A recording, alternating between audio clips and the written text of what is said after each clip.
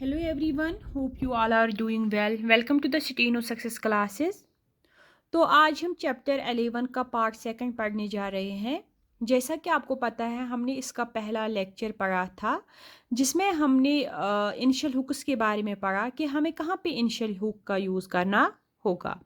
हमने पढ़ा था कि जब भी हम हुक को इनिशियल में मतलब कि जब भी हम इनिशियल हुक को राइट मोशन में लिखते हैं तो वो रिप्रेजेंट करता है आर को, और अगर हमने इसी हुक को लेफ्ट मोशन में लिखा तो वो क्या करता है, वो ऐड करता है एल किसको, स्ट्रेट स्ट्रोक्स के साथ। ठीक है, अगर राइट मोशन में लिखा स्ट्रेट स्ट्रोक्स के साथ हुक तो वो होता है आर, और अगर हमने इसको लेफ्ट मोशन में लिखा तो वो होता है एल। उसके बाद हमने पढ़ा था कि अगर कर्व स्ट्रोक्स के साथ हमने इनिशियल में क्या किया, मतलब हमने इसको स्मॉल लिखा तो वो रिप्रेजेंट करेगा आर को, बट अगर हमने इसी हुक को लार्ज करके लिखा तो वो रिप्रेजेंट करेगा एल हुक को।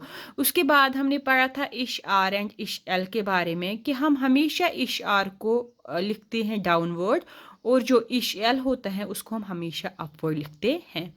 तो आज हम इसका सेकंड पार्ट पढ़ेंगे जिसमें हम पहले एन जी को पढ़ेंगे, क्योंकि हमने एन जी का आई जी मतलब जो स्ट्रोक होता है हमारा, हमने इसका यूज़ नहीं किया था कहीं पे भी कि अगर ये हुक आता है तो हम इसको कहाँ लिखेंगे। तो आज हम पहले ये पढ़ेंगे small hook to N G. A small initial hook to N G represents N G kay R N G kay are. अगर जब भी एन जी के साथ क्या आएगा, स्मॉल हुक मतलब स्मॉल आएगा, लार्ज नहीं आएगा, तो वो रिप्रेजेंट करेगा दो साउंड्स को, एक तो एन जी के आर, दूसरा करेगा वो एन जी गे आर। ठीक है, तो अगर देखो, अगर हम एग्जाम्पल लेंगे टैंकर, कार की साउंड देखो, टैंकर, कार की आई ना साउंड, तो हम ऐसे लिखेंगे टी ए और यहाँ पे लिखेंगे टैंकर। देखो ये हुआ कार, इसने साउंड की साउंड दी किसकी, के आर की। जब भी ये हमारा इंग है, ठीक है, ये हमारा इंग है, अगर इसके साथ सुमाल हुक था तो हम देखेंगे कि हम इसको रिप्रेजेंट करेंगे दो साउंड से, एक तो कार, दूसरा घर, गे ई आर। ठीक है, मतलब यहाँ पे क्या है, टैंकर। फिर है लिंगर, देखो लिंगर, लिंग, यहाँ पे घर की साउंड आई तो ऐसे लिंगर। तो आपको याद रखना होगा जब भी सुमाल हुक आएगा एनजी के साथ तो वो रिप्रेजेंट करेगा दो साउंड उसको, एक तो कार को, दूसरा घर, NG kay R N G gay R. ठीक है, तो अगर हम देखेंगे कि हम उसको खुद ही रिकॉग्नाइज कर सकते हैं कि यहाँ पे ये देखो, यहाँ पे नहीं आ सकता था टैंकर, यहाँ पे टैंकर, हम इसको इजीली रिकॉग्नाइज कर सकते हैं। दूसरा रूल है हमारा vowels and double consonants. Vowels are placed and read to the hooked forms as they are placed and read to simple consonants.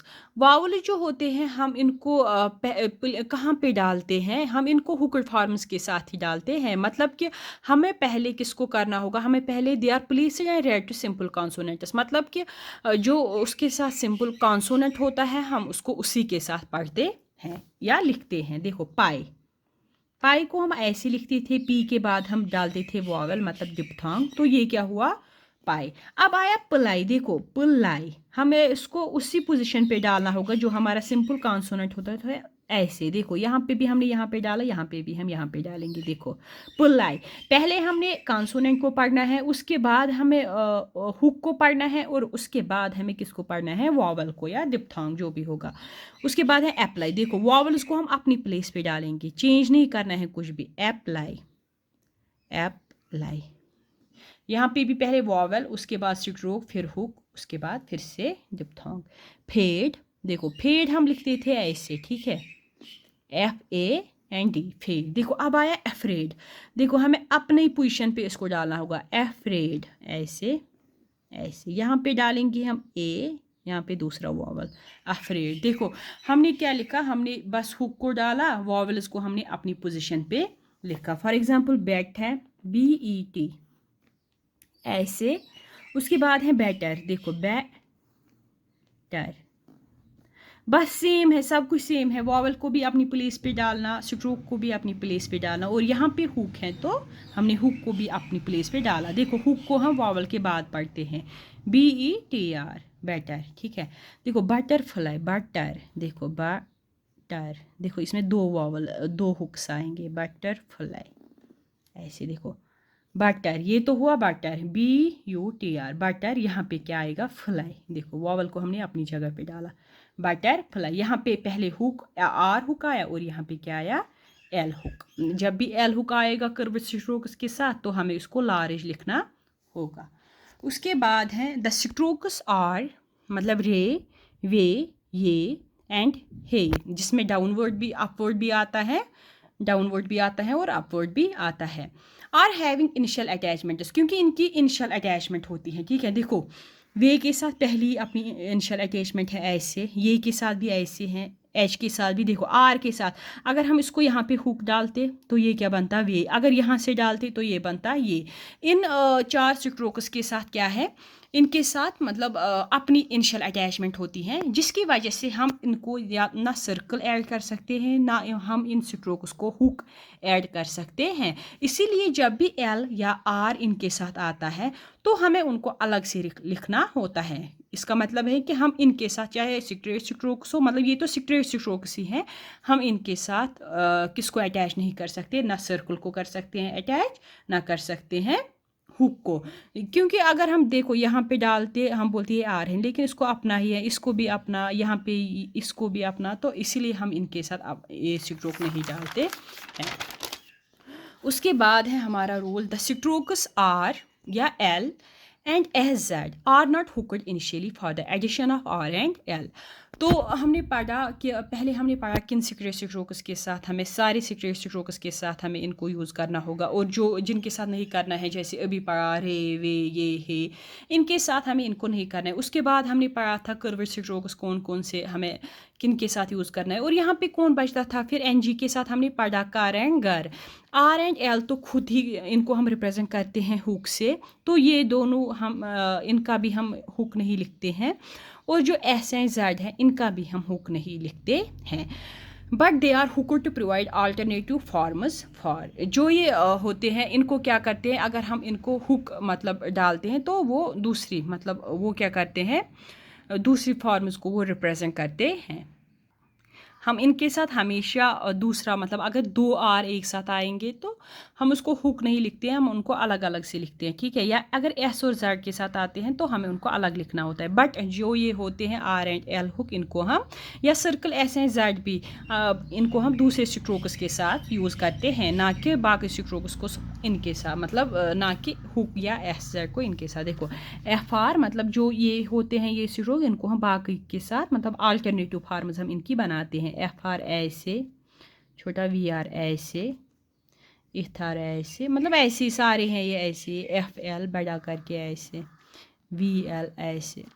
तो ये है मतलब कि हम आर एंड एल के साथ इनको यूज़ नहीं करते हैं, ना एस एंड जेड के साथ।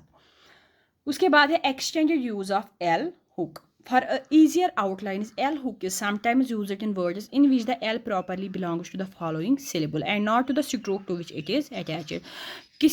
कई बार हम क्या करते हैं कि जो ये एल हुक होता है हम इसको लिखते हैं ईजियर ज्वाइनिंग के लिए, अगर ये मतलब किसी और के साथ होता है, मतलब जो इसका फॉलोइंग सिलेबल होता है, हम अगर हम इसको दूसरे स्ट्रोक के साथ यूज़ करते हैं। ये कुछ वर्ड्स हैं, ये आपको याद रखने होंगे। देखो डीपली ऐसे, डीपली आएगा ऐसे, मतलब वॉवल, जैसे हम पढ़ते थे, हम क्या करते थे, हम कॉन्सोनेंट के बाद वॉवल पढ़ते थे और उसके बाद ये देखो यहाँ पे क्या है, पहले वॉवल है, डीपली ऐसे, ब्रीफली ऐसे। हमने इसको अलग से नहीं लिखा, ईजियर ज्वाइनिंग के लिए हमने इसको इसके साथ ही लिखा, वरना अगर हम देखेंगे रूल के हिसाब से तो हमें इसको अलग से लिखना था। ब्रीफलेस ऐसे, फॉर ईजियर ज्वाइनिंग हम इनको एक साथ लिखते हैं। थिनली ऐसे, थिनली, एनलिविनर ऐसे, एनलाइविनर ऐसे, वी एंड नर। पीविशली, देखो पीविशली कैसे, पी वी एंड इशल। इसको इशल हमने पढ़ा था, इशल को हम हमेशा अपवर्ड लिखते हैं। ये कुछ वर्ड्स हैं, ये आपको याद रखने होंगे, क्योंकि अगर हम देखेंगे, अगर ज़्यादातर क्या होता है, अगर हुक के बाद वॉवल आता है तो उस टाइम हम फुल लिखते हैं, बट यहाँ पे एल का हमें ख़ास ख्याल रखना होगा कि जब भी एल यहाँ पे एक्सटेंडेड यूज़ होता है एल का, तो इस टाइम हम वॉवल को, मतलब हम इस टाइम हुक का ही यूज़ करते हैं। तो ये थे हमारे सारे रूल्स। जैसा कि आपको पता है, हर किसी चैप्टर के बाद हमारे जो ग्रोमोलॉगस हैं उनका यूज़ होता है। तो पहले हम आज के ग्रोमोलॉगस करेंगे, क्योंकि हर किसी एक्सरसाइज के बाद ग्रोमोलॉगस का ही यूज़ होता है, और जो भी वर्ड्स अब तक हमने पढ़े उनका यूज़ होगा, इसलिए आप इसकी अच्छे से प्रैक्टिस करो। पहला जो हमारा ग्रोमोलॉग है, प्रिंसिपल या प्रिंसिपली या प्रिंसिपल, जो भी प्रिंसिपल होगा हमें उसको क्या करना होगा, हमें उसको हम उसको रिप्रेजेंट करते हैं पी एंड आर हुक से, बट थ्रू द लाइन लिखते हैं, ठीक है, ऐसे। ये क्या हुआ, प्रिंसिपल, ऐसे थोड़ा बड़ा करके ऐसे। ये क्या हुआ, प्रिंसिपल, जो भी प्रिंसिपल, पी एल या पी ए एल या प्रिंसिपली, ठीक है, प्रिंसिपल या principally, P and R hook से हम इसको रिप्रेजेंट करते हैं। उसके बाद है liberty, member and remember or remember. देखो, इसको हम करते हैं, यहाँ पे मेन है बी, ठीक है, तो इसको हम बी एंड आर हुक से रिप्रेजेंट करते हैं, बट लिबर्टी को हम लिखते हैं अबो द लाइन, देखो, बी आर हुक। मेंबर को हम लिखते हैं on the line, B R hook, और रिमेंबर को हम लिखते हैं थ्रू द लाइन, ठीक है, लिबर्टी, मेंबर एंड रिमेंबर। उसके बाद है ट्रूथ। ट्रूथ में क्या है, मेन इसमें है टी एंड आर, देखो टी आर हुक से हम इसको रिप्रेजेंट करेंगे, बट ऑन द लाइन। उसके बाद है डॉक्टर, मतलब डी आर एंड ये वाला डॉक्टर, तो जहाँ पे भी ये दो वर्ड्स आएंगे तो हम इसको रिप्रेजेंट करते हैं डी आर हुक से, तो बट एबो द लाइन लिखते हैं ऐसे। डियर को हम लिखते हैं on the line, D R hook, और जूरिंग को हम लिखते हैं through the line, D R hook, doctor, dear, during. उसके बाद है चेयर। देखो, चेयर को हम लिखते हैं ऑन द लाइन, चे एंड आर, ऐसे। चीर को हम लिखते हैं थ्रू द लाइन, ऐसे, जे एंड आर। उसके बाद है लार्जर। लार्जर को हम लिखते हैं above the line, J and R hook, ऐसे, लार्जर। अगर लार्जली आया तो उस टाइम आप उसको एल हुक लिखेंगे, ऐसे। ये हुआ लार्जर। फिर है उसके बाद हमारा नेक्स्ट ग्रोमोलॉग केयर। देखो, केयर को हम रिप्रेजेंट करते हैं के एंड आर हुक के साथ। तो ये थे हमारे ग्रोमोलॉगस, आप इनकी अच्छे से प्रैक्टिस करो। उसके बाद आप पहले आप वर्ड एक्सरसाइजेस को पढ़ो, और उसके बाद ग्रोमोलॉगस को, क्योंकि हमने इतने सारे वर्ड्स पढ़े, आपको इनकी अच्छे से प्रैक्टिस करनी होगी, तब आपको ये सारे वर्ड्स और जो भी हमारे जो वर्ड एक्सरसाइजेस होती हैं उनकी अच्छे से प्रैक्टिस करो। तो जैसा कि आपको पता है, ये है हमारे word exercises, exercise number 39 and exercise number 40। उसके बाद ये ग्रोमोलॉग्स हैं, तो आप इन सारी वर्ड्स की अच्छे से प्रैक्टिस करो। उसके बाद हम करेंगे पैराग्राफ एक्सरसाइजेज, जो है exercise number 41 and exercise number 42। Hope आपको ये वीडियो अच्छी लगी होगी। Please like, subscribe and share ज़रूर करें। Thank you.